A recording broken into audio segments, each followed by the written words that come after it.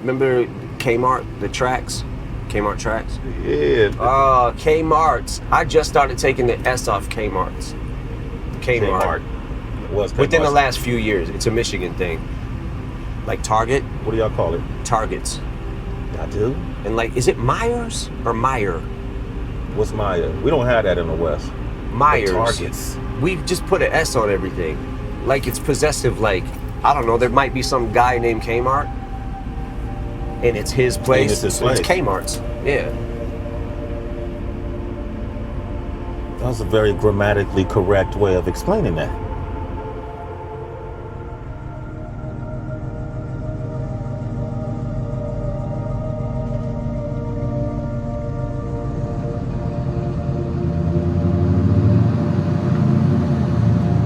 Man, I've known you for 20 maybe years now, you know, and That's crazy. Yeah, that is crazy. Time flies. Time flies. But DOC told me once you were writing to a beat. And he's like, he watched you write it. And he said you went in the studio and you start spitting a verse.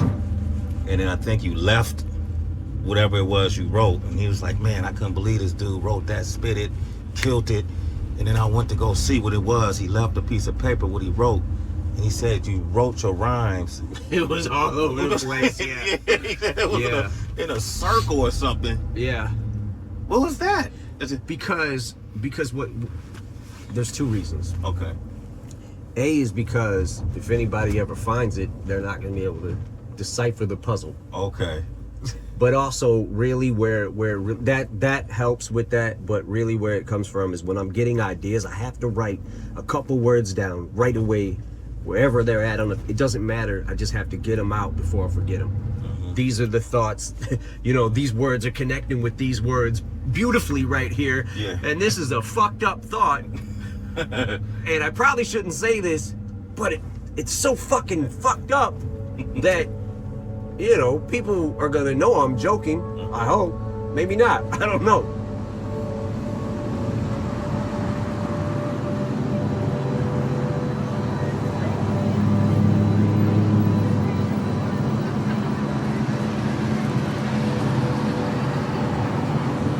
I've come here many times over the years.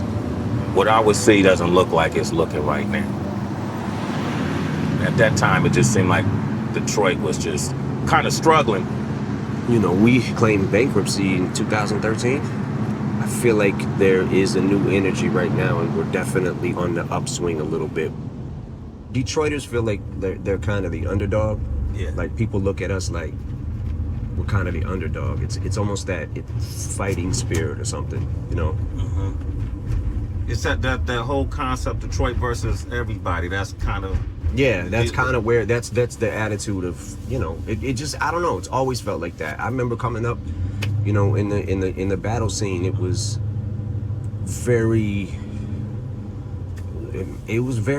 dog eat dog, and I'll tell you why. When you get on that mic, you got like 2 to 4 bars, and you better impress. You know what I'm saying? Or you get booed.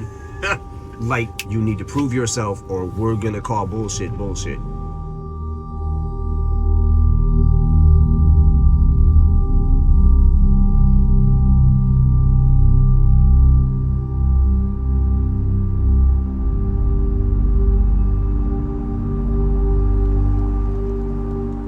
Downtown was like a source of opportunity, but a lot of Detroiters, they didn't live downtown. It seemed like they lived outside of downtown. Detroit is a big city, so you can still be in the city, but on the outskirts of it, or you could be downtown, but it spreads out. Who was the artist back then that were like the local heroes? Dilla, Slum Village. Damn, man, I remember those days too, man. Proof had really started making a name for himself. It was a weird time in my life. I remember something fell through and I was super down, and I hadn't wrote a rhyme in probably 3 months. I was living upstairs in the attic that we turned into a bedroom at Kim's mother's house, right? And I get a call from Proof, and he's like, yo, what are you doing? I'm like, nothing, man. I'm just about to go to work. And he's like, yo, you need to come down to the shop tomorrow. I hadn't even wrote anything. Like, you know what I'm saying? Like, I didn't even have anything, and then I'm like, all right, I'm gonna have to write something. So I remember going to work and thinking of the rhymes, and then trying to learn it. And he was like, he basically explained to me, he was like, I said, yo, I don't know if I'm ready for that, man. And he was like, look, you come down. I'm telling you, I'm running this place now. He was like, you come down, I'll shut it down, just have a few people in here, rap in front of them. If you don't like it, bounce. You know, leave. You don't have to come back. And I was like, all right, cool.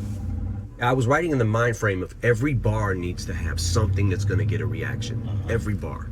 Because if I'm in front of the crowd, I'm going to get booed if I don't come with it. You know what I'm saying? So that's kind of how, in that same kind of spirit, or that same kind of mentality, is kind of how I still write today.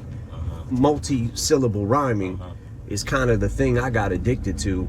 And when you start thinking of like whole sentences that rhyme with each other, but in order to make that rhyme and do that, sometimes you might be pushing the envelope a little bit. Yeah. You know, but that's why I've always been just like, you know, freedom of speech, man. There's a parental advisory. You know, listen. If you don't want to listen, turn it off. Don't buy it. Don't listen. You know what I'm saying? Like, I mean, but it's hip hop. That's hip hop, man. You talk about writing that perfect search for that perfect verse. Yeah. Have you found it? Any verses you wrote you feel like it'd be?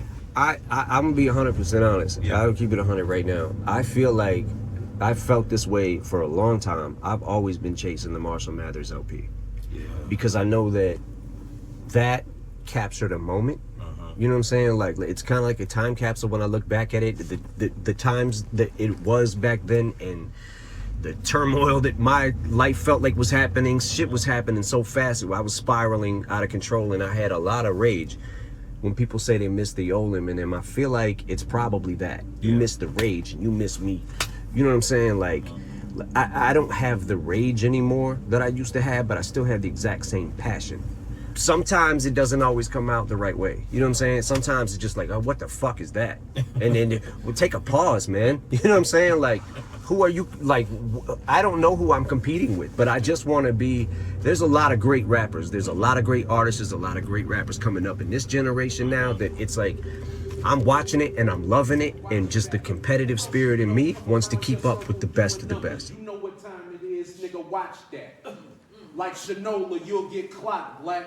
Okay now, it's the first round, I'ma apply pressure. I'ma let you pick 1-4, the 2-2. Blazer, nigga, that's Clyde Drexler. I got him back to back, champ, I'm better. That's 2 rockets ringing for even dreaming I collide with you. Nigga, I stretch you. You could either ride stretcher or get tied between 2 cars and let the ride stretch you. Play your cards right. You know, win, lose, or draw. Ooh, no, I deck you. You a joker. You comical. You ain't sick. You a common cold. I'm calm and cold. It's just different. A Floyd punch to a Drake song, that hook different. When that forest hitting you, it's forest with it. Cause I wander on the set, bitch, and it look different. Nigga, welcome to the end of this. You can watch me go ape on my gorilla shit. That's animal penmanship. That chinchilla fits. It's magic. The bars is averaging 10 assists. Ooh. Come get a dime, nigga. If I get better with time, why do you whine, nigga? I'm trying to press my buttons, but I decline niggas. Shit, I blind niggas. Boy, I got more shine than most of these sign niggas. Go ahead and step, brother, A5A. I can tell you about the game. I got the play-by-play. Baker's man, yeah, you hear about the cakes I slay. My shooter's dirty and hairy, nigga. Make my day. Yeah, plenty dope is the antidote. For all that bullshit that your man promotes. I can make you a vegetable while busting your cantaloupe. No, elephants don't run with the antelopes. You see, it's just the law of the land. I do all that I can to not brawl with your man. I got it all in my hands. If I draw it and scram, put your jaw on your fam. Godzilla, and I keep getting calls from Japan. They get the voicemail, yeah, it's a bother. My LA niggas swing bats for me, it's the Dodgers. I don't play with people's kids. Go get your father. I made a living off of being nice. I'm Mr. Rogers. I said, I said one line, smoke 'em, no hookah sticks. You know how I do this shit. I ain't new to this. You see how I maneuver this, that Thule spit, your medulla split. I'm in here fucking this round up like I'm shooting bricks. You do this. I'll let it dump from the sky like who the shit. You a rookie with no balls. You new to this. You do the shit. You the one I cover with the strap like a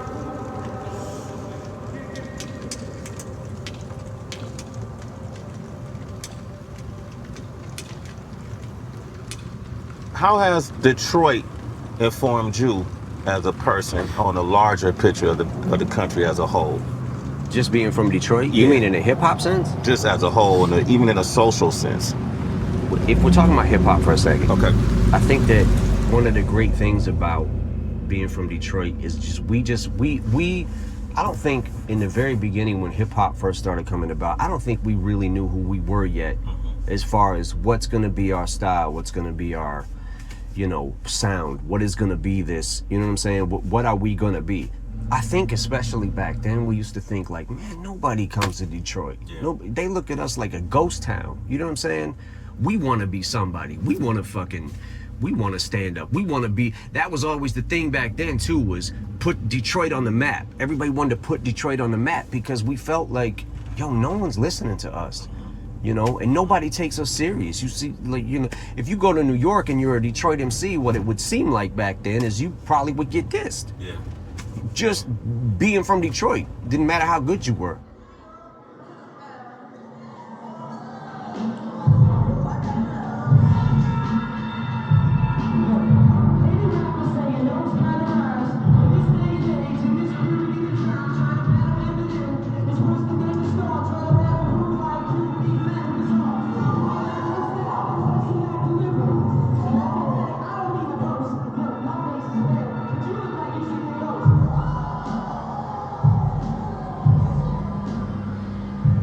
I mean, I remember when you did White America, somebody from your point of view, being white, pointing out the injustices we see in the country. With Untouchable, you said some things in that song that really made me go, man, I never even heard anybody say this. I'm paraphrasing, but when you said sometimes I'm embarrassed to be white, you know, what does that mean? Like, I've never heard someone say that. Because I feel like, okay, when at the time, one of the things that inspired that song was there was a time a couple of years ago, if you remember this, that you would turn on the news and literally every other day was a black man getting shot by police and killed. And I remember seeing the thing where Michael Slager, the cop, shot Walter Scott in the back. He pulled him over for the taillight being out or whatever. When Walter Scott started running, he's like 50-some feet away from him. And when you see him shoot him in the back, and the dude, thank God that the dude had the camera, right? And you watch him walk up and place that taser. He's already got his story in his head. You know what I'm saying? And I'm on the phone calling Paul, like, yo, did you see this shit again? I would just go off like 45 minutes on the phone talking about it. And Philando Castile, like just trying to tell you, like, I have a gun. You know what I'm saying? Like, I have a gun. I have a license to carry this, and getting shot.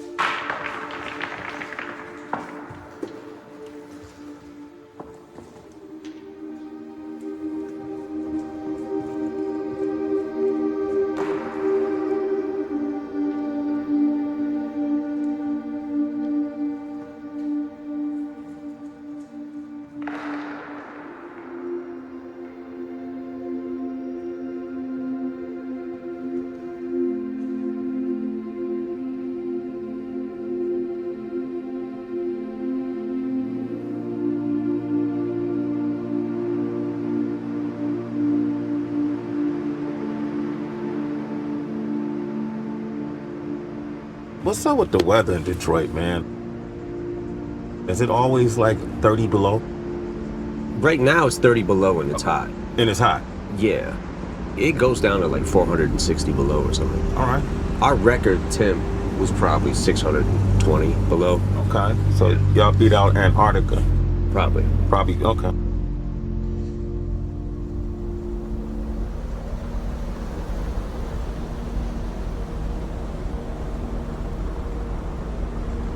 You've been all around the world. You could live anywhere you want, but you still have a presence here. You still have a home in this area. Yeah. Why? I'm very much a creature of habit. I feel like this is what I know, and I don't really know anything else. I mean, I've been, obviously, a lot of places, but this is, to me, home. It's just home. The spirit, the people here, everything is just what I love.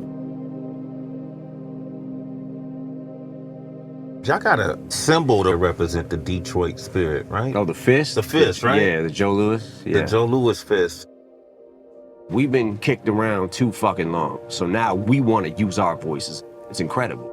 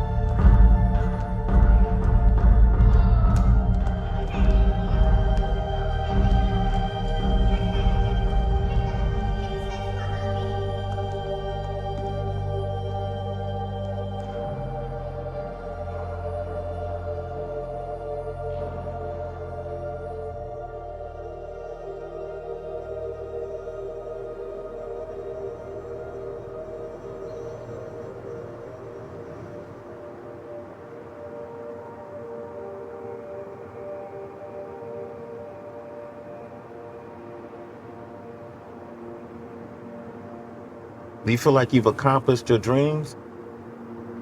You know, there's aspects of it where you're like, I literally gave up my life for this shit. I put my life into this. Studied this game inside out, every single aspect of it, everything. All it is a stage. And you just walk out on that stage and say your words to them.